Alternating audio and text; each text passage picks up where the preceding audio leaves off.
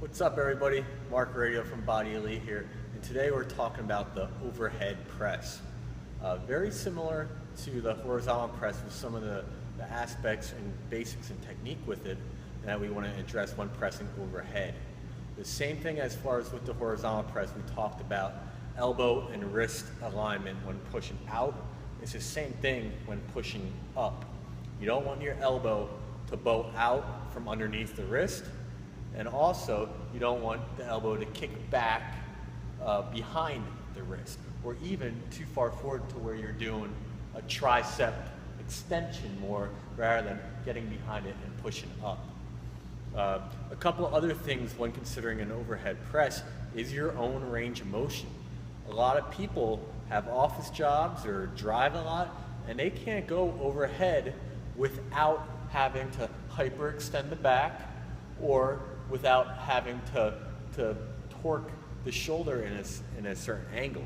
So what we want to do is also test out your range of motion and have a safe type of overhead pressing for you.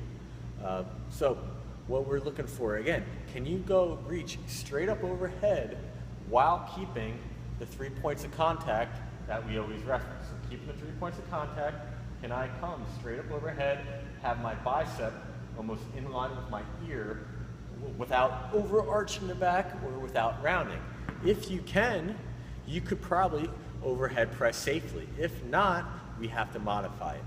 So those are the big things, keeping that elbow wrist alignment and not overarching in order to get that range of motion, and then also to finish with your bicep at your ear, basically.